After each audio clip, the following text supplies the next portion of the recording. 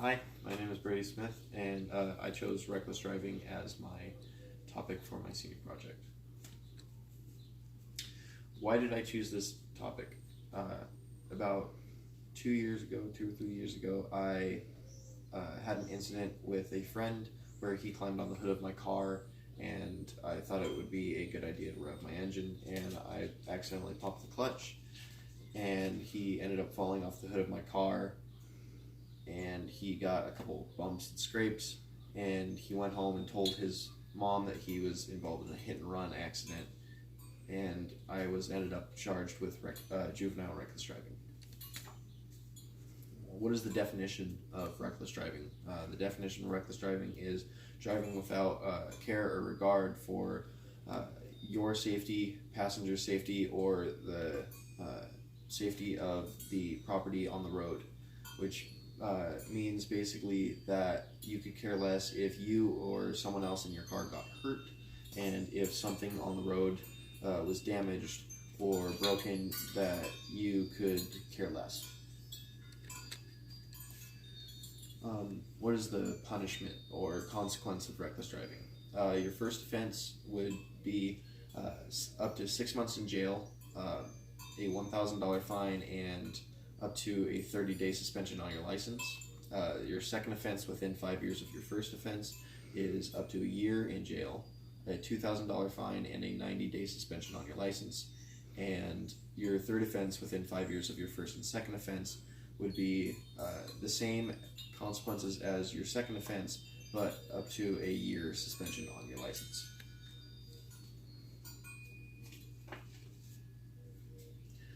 The next would be lawyer fees and lost wages. So my lawyer cost $875 just to take the case, and because I was charged with reckless driving, it was another $1,875. Plus, if it went to trial, he would charge me X amount of money per hour during trial. So depending on which lawyer you get, or his fees and his costs and stuff, it could be from $100 per hour to $500 per hour during the trial. And then next is the civil cost. And the civil cost means basically after the trial is done, the plaintiff has, if there is personal injury, which in my case there was personal injury, the plaintiff has up to 2 years to file a civil lawsuit against you. And if there is property damage, say I hit a mailbox or I crashed into their car or their house, they have up to 3 years to file a lawsuit against me. And then there's the civil judgment, which is at the end of the trial, you'll be charged with a fine. And if you're not able to pay that fine, then the plaintiff will issue a execution of judgment, which means the clerk will have the bailiff go to the sheriff's department, and the sheriff's department will go to your house, take your property. Anything you own isn't safe. Basically, they will take it and sell it until you're able to pay off that fine. And this is all during the civil case. So you'll have your civil costs, your lawyer fees, your fines, your fees, plus your property is being sold. What happens if you're convicted? Your insurance rates will completely skyrocket. It'll go up almost 100% more than it was before. You will have to pay double your insurance. If not, your insurance could be canceled. If your insurance is canceled, then really you can't drive anymore. You have no insurance. If your insurance isn't canceled, then you'll be issued an SR22, which an SR22 is something you have to carry with you along with your higher insurance. And what it says is basically you're a high-risk driver, and you've been charged with reckless driving, and the SR22 will follow you onto the next vehicle you buy unless it expires.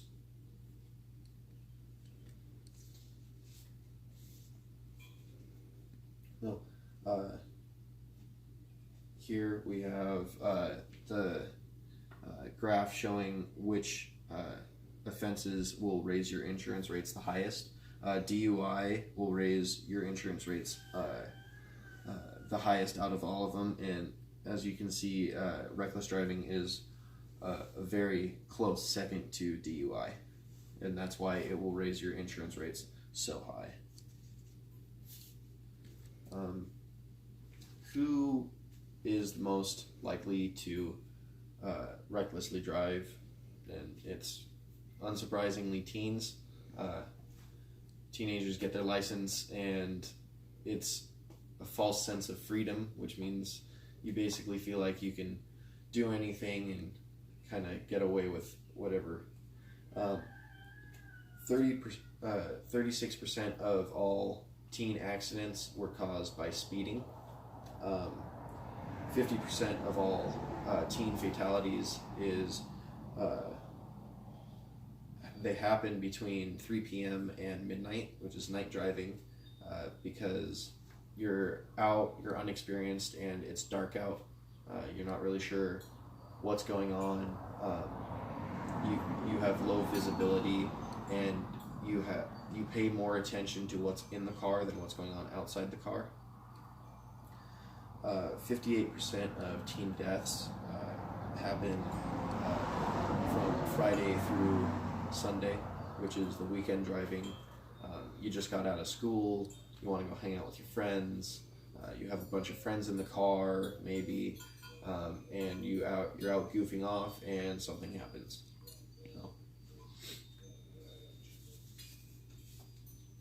What can we do to limit the number of teen driving accidents and fatalities? We can educate teens on texting and driving. Multiple sources that I looked at say that texting and driving, you have the same reaction time while texting and driving than you do drinking and driving. So if you're drinking and driving, you have slower reaction time, you're impaired, and texting and driving does the exact same thing to you. You're not looking at the road, which means you're going to have a slower reaction time if something happens in front of you. Limit the number of kids in the car. Like, if you have a full car, there's going to be a lot of distractions in the car. They're going to want to show you things. They're going to have conversations going on that you're going to want to be part of. And if you have a hard time keeping your eyes on the road and talking to someone at the same time, then that's another thing. You're going to look away from the road to talk to your friends, and then you're not going to be paying attention. Educate kids on impulse decision making, meaning like if your friends say, "Hey, let's go out on the canal bank and like drift around and kind of drive around really fast and have a bunch of fun," you might want to jump on that and say, "Okay, let's do it." But you might want to think your decision through a little bit more and figure out the consequences of what may happen. How did it affect my life through my case? I developed anxiety and depression through my court case. The anxiety came from not knowing what was going to happen next in my case. I had court dates regularly to figure out what was going on with the plaintiff, and I had a lot of things going on at school at the time. I had a loss of a friend. The friend that climbed on my car, me and him don't talk at all now. He kind of steers clear of me and kind of hurt a little. It was a lot of money. At all said and done, it was almost $3,000 just for something that ended up with a $20 fine. why am I thankful? Nobody was seriously injured. He only had a scrape on his head, kind of cut on his elbow, but it could have ended out a lot worse. He could have been seriously injured, or he could have died. So I'm thankful that that didn't happen. It was resolved pretty quickly, and I got a $20 driving on the sidewalk ticket, and he got a $20 jaywalking ticket. It didn't stay on my record. It was a juvenile reckless driving case, so it goes away when I turn 18, and it won't stay on my record. And I learned a lot from my mistake. I learned that just by doing something that you think might be fun, it could turn out really bad, and it could end up that you hurt someone or something, and you could pay dearly for it.